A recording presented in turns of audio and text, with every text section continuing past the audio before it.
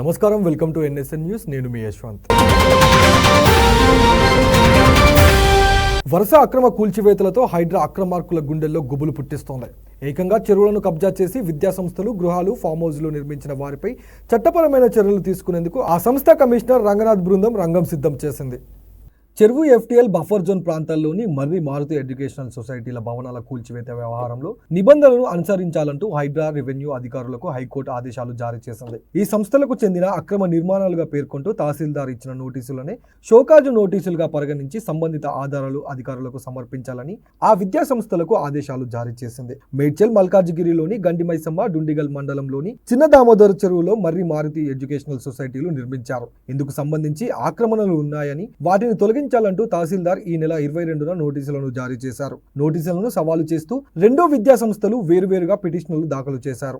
వీటిపై justice K Laxman విచారణ చేపట్టారు. పిటిషనర్ తరఫున సీనియర్ న్యాయవాది నిరంజన్ రెడ్డి వాదనలు వినిపిస్తూ తహసీల్దార్ ఏకపక్షంగా సర్వే నిర్వహించి ఎఫ్టీఎల్ బఫర్ జోన్లను నిర్ధారించారన్నారు. చిన్నదామోదర్ చెరువులో 8.24 ఎకరాల్లో ఆక్రమణలు ఉన్నాయని, వాటిని తొలగించాలని నోటీసులు జారీ చేసినట్టు తెలిపారు. మర్రి విద్యా సంస్థల్లో 5,000 మంది వరకు విద్యార్థులు ఉన్నారని, కూల్చివేతలు చేపట్టకుండా ఆదేశాలు ఇవ్వాలని కోరారు. 2007లో విద్యాసంస్థ నిర్మాణాలకు సర్పంచ్, పంచాయతీ కార్యదర్శి, ఎగ్జిక్యూటివ్ అధికారులు అనుమతులు తీసుకున్నట్టు తెలిపారు.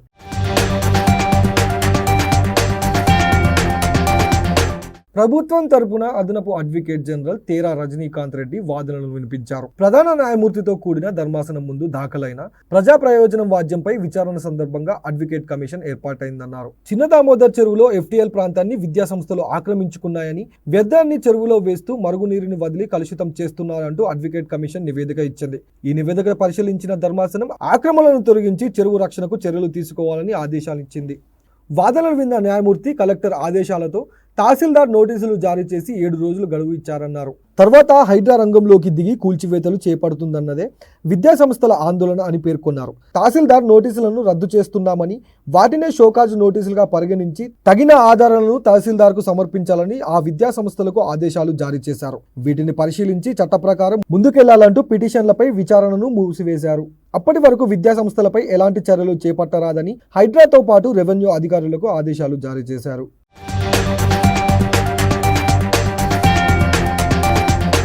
ఉచిత చేపపిల్లల సరఫరాను అక్టోబర్ నెలలో చేపట్టేందుకు రాష్ట్ర మత్స్యశాఖ సన్నాహాలు చేస్తోంది. చేపపిల్లల పంపిణీ పథకానికి టెండర్ల ప్రక్రియ కొనసాగుతుండగా వచ్చే నెలలో గుత్తదారులను ఎంపిక చేసి నీటి వనరుల్లోకి చేపపిల్లను విడుదల చేయాలని భావిస్తోంది ప్రభుత్వం. ఈ ఏడాది 100 కోట్లతో 85.35 కోట్ల చేపపిల్లలను పంపిణీ చేయాలని రాష్ట్ర ప్రభుత్వం నిర్ణయించింది. జూలై నెలలోనే చేపపిల్లల పంపిణీ జరగాల్సి ఉన్న ఈ ఏడాది ఆలస్యమైంది. జూలైలో టెండర్ల ప్రక్రియను చేపట్టింది. 27 జిల్లాల్లో 84 మంది టెండర్లు వేశారు. ఆయా గుత్తదారులకు చేపపిల్లల ఉత్పత్తి కేంద్రాలున్నాయా లేవా అని ఈ నెల 20 నుంచి తనిఖీలు చేపట్టారు. గుత్తదారుల్లో 7కి ఉత్పత్తి కేంద్రాలు లేకుండా టెండర్లు వేశారని గుర్తించి వారిని అనర్హులుగా ప్రకటించారు. మిగిలిన గుత్తదారులపై తనిఖీలు సాగిస్తున్నాయి.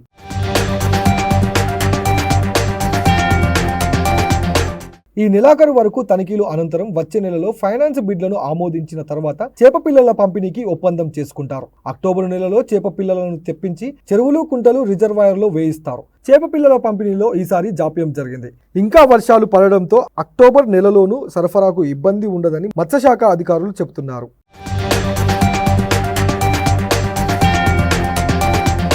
కరోనా కంటెంట్ను తొలగించాలని అమెరికా బైడెన్ సర్కార్ తనను ఒత్తిడి చేసిందని మెటా సీఈఓ మార్క్ జుకెన్బర్గ్ ఆరోపించారు. ప్రభుత్వ డిమాండ్లకు తలొగ్గినందుకు ఇప్పుడు బాధపడుతున్నానంటూ ఆయన తెలిపారు. కోవిడ్-19 కంటెంట్పై సెన్సార్ విధించుకోవాలని చెప్పిందన్నారు. 2021లో వైట్ హౌస్తో పాటు బైడెన్ అడ్మినిస్ట్రేషన్కు చెందిన సీనియర్ అధికారులు తమ కంపెనీ ప్రతినిధులను ఒత్తిడి చేశారని ఆయన వెల్లడించారు. ఈ మేరకు అమెరికా ప్రతినిధుల సభకు ఆయన లేఖ రాశారు. ప్రభుత్వం తమ కంపెనీ బృందాలను ఒత్తిడికి గురి చేయడం కరెక్ట్ కాదని, ఈ విషయంపై ఇంతకన్నా ఎక్కువ మాట్లాడలేనని జుకన్బర్గ్ పేర్కొన్నారు. కాగా కరోనా మహమ్మారికి సంబంధించిన లాక్డౌన్, వ్యాక్సిన్లు, మాస్కుల ధారణ వంటి కంటెంట్ను తొలగించినందుకు ఫేస్బుక్ అధికారులపై అప్పుడు విమర్శలు వెల్లువెత్తాయి. కేవలం 1 ఏడాదిలోనే 2 కోట్ల కాపీలను ఫేస్బుక్ తొలగించింది.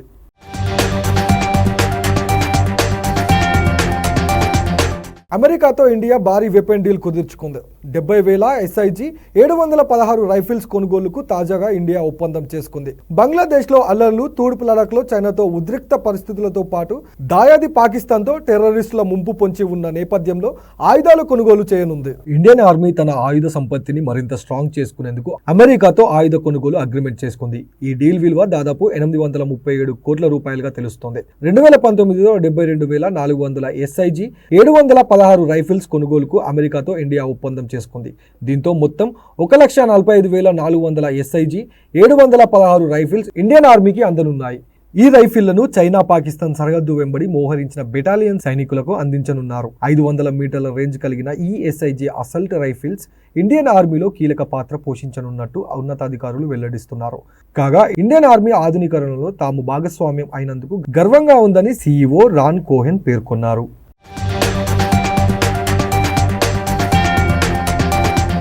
తమిళనాడులోని అధికార డీఎంకే ఎంపీ జగత్ రక్షకన్కు భారీ షాక్ తగిలింది.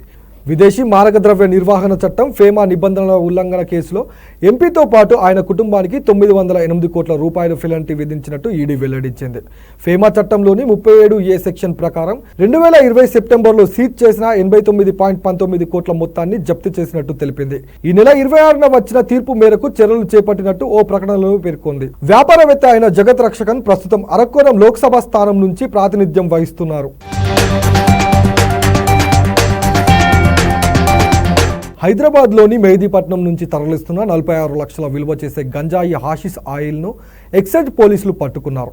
ఏపీకి చెందిన 3 వ్యక్తులు హైదరాబాద్కు 4 కిలోలకు పైగా హాషిష్ ఆయిల్ను సరఫరా చేస్తుండగా ఎక్సైజ్ పోలీసులు మొగల్కా నాలా వద్ద పట్టుకున్నారు. వారిని విచారించగా గంజాయి గురించి సమాచారం దొరికింది. ఆ సమాచారంతో రాజమండ్రిలో 70 కిలోల గంజాయి స్వాధీనం చేసుకున్నట్టు పోలీసులు తెలిపారు. నిందితులను అరెస్టు చేసి రిమాండ్కు తరలిస్తున్నట్టు చెప్పారు. అత్యాచార ఘటనలను ఏమాత్రం సహించబోమని పశ్చిమ బెంగాల్ సీఎం మమతా బెనర్జీ స్పష్టం చేశారు. ప్రస్తుత చట్టాలను సవరించి అత్యాచార నిందితులకు మరణశిక్ష పడేలా చట్టా సవరణ చేస్తామన్నారు. అందుకోసం అసెంబ్లీలో వచ్చే వారం బిల్లును ప్రవేశపెట్టనున్నట్టు తెలిపారు. ఆ బిల్లును గవర్నర్ ఆమోదం కోసం పంపుతామని టీఎంసీ ఛాత్ర పరిషత్ ఆవిర్భావ దినోత్సవంలో పాల్గొన్న ఆమె అత్యాచార నిందితులకు మరణశిక్ష పడేలా కేంద్రంపై ఒత్తిడి పెంచేందుకు శనివారం నుంచి ఉద్యమం చేపట్టనున్నట్టు వివరించారు. కోల్కతా అత్యాచార ఘటనకు వ్యతిరేకంగా నిరసనలు చేపడుతున్న వైద్యులు వెంటనే నిబంధనలకు హాజరు కావాలని దీదీ విజ్ఞప్తి చేశారు. 17 రోజులైనా సీబీఐ ఈ కేసును కొలిక్కి తేలేదన్నారు. 3-4 నెలల్లో మహిళలపై నేరాలకు కాలపరిమితి చట్టాలను కేంద్రం తీసుకురాకుంటే ఢిల్లీలో నిరసనకు దిగుతామంటూ మమతా బెనర్జీ స్పష్టం చేశారు. రైతుల శ్రమ వల్లే సహకార రంగం అభివృద్ధి చెందిందని మంత్రి పొన్నం ప్రభాకర్ వెల్లడించారు.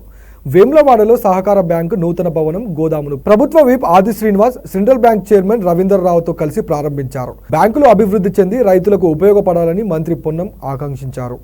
రాష్ట్రంలో ఆర్థిక పరిస్థితి ఇబ్బందికరంగా ఉన్నప్పటికీ అధిగమించే యత్నాలు సాగుతున్నాయని వివరించారు. గతంలో మార్క్ఫెడ్ చైర్మన్ గా ఉన్న సమయంలో మొక్కజొన్న, వరి ధాన్యం కొనుగోలు చేపట్టినట్టు వెల్లడించారు. తాజాగా రవాణా శాఖ మంత్రిగా మహిళలకు ఉచిత బస్సు ప్రయాణం ప్రారంభించే అవకాశం దక్కిందని హర్షం వ్యక్తం చేశారు.